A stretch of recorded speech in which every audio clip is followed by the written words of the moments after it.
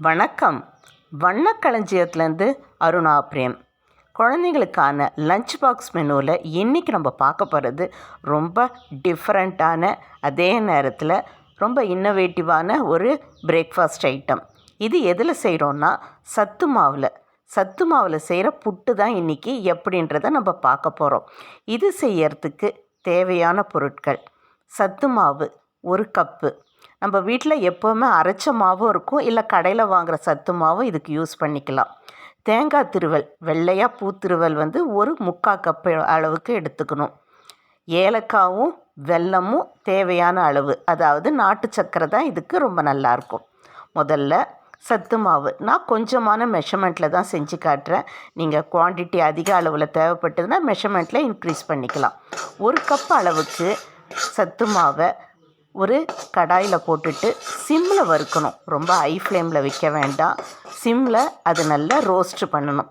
இது எதுக்கு செய்கிறோன்னா, அந்த சத்து மாவில் இருக்கிற பிசுபிசுப்பு தன்மை, அதாவது நம்ம கஞ்சி போடுறப்ப எப்படி குழன்னு இருக்குமோ அந்த பிசுபிசுப்பு தன்மை இந்த புட்டில் இருக்கக்கூடாதுன்னா அதை வறுத்து ஆற வச்சுட்டு இது மாதிரி ஒரு பவுலில் ட்ரான்ஸ்ஃபர் பண்ணிவிட்டு அதில் இருக்கிற சின்ன சின்ன லம்ஸ் எல்லாத்தையுமே உடச்சிட்டு கையில் இது மாதிரி அதை நல்லா பவுடராக ஆக்கி எடுத்துக்கணும்.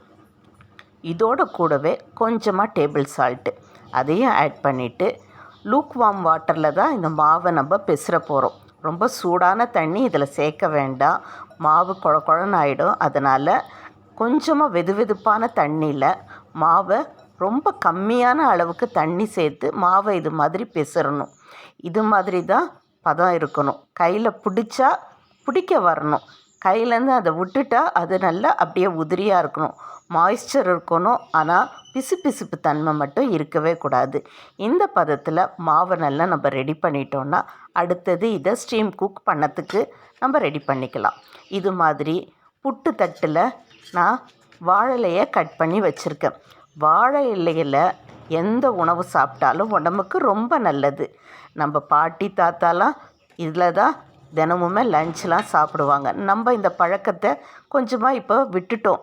இப்போ திருப்பி இது மாதிரி ஸ்டீம் குக் பண்ணுறப்போலாம் வாழை இலைகளை இது மாதிரி சின்ன சின்ன பீஸாக நம்ம கட் பண்ணிவிட்டு அதில் நம்ம எந்த உணவுப் பொருட்களையும் ஸ்டீம் குக்காவோ இல்லை மேலே நம்ம அதை பேக் பண்ணத்துக்கோ யூஸ் பண்ணோன்னா வாழை இலையில் இருக்க முழு சத்தும் நம்ம உடம்புக்கு ஈஸியாக கிடைக்கும். குழந்தைங்களுக்கு தேவையான எல்லா சத்துக்களும் நிரம்பின ஒரு சூப்பரான இது பிரேக்ஃபாஸ்ட்டு தான். இது 5-7 நிமிஷம் அளவுக்கு நம்ம வேக வைக்க போகிறோம். வெந்ததுக்கப்புறம் கையில் இது மாதிரி தொட்டு பார்த்தா பிசுபிசுப்பு இல்லாமல் அதே நேரத்தில் நல்ல உதிரியான புட்டு ரெடி ஆகிடும்.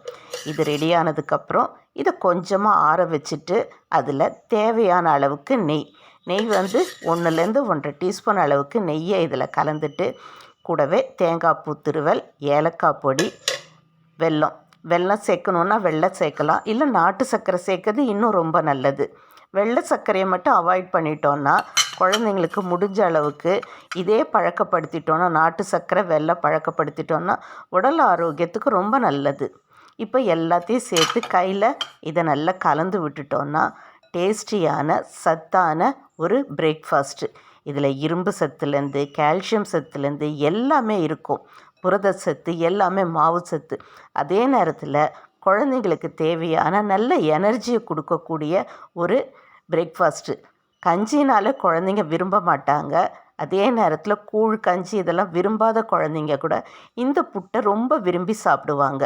ரொம்ப டிஃப்ரெண்ட்டான டேஸ்ட்டில் இருக்கிற சத்தான இந்த புட்டோட வாழைப்பழம், குழந்தைங்களுக்கு எந்த வாழைப்பழம் பிடிக்குதோ அதையும் சேர்த்து இதோடு நம்ம கொடுத்தோன்னா லஞ்ச் பாக்ஸில் கட்டி கொடுக்கறதுக்கும் ரொம்ப ஈஸியாக இருக்கும். அதே நேரத்தில் குழந்தைங்களுக்கு தேவையான அத்தனை சத்துக்களும் ஒரு பவுலில் இந்த புட்டுலேயே ஈஸியாக கிடச்சிரும்.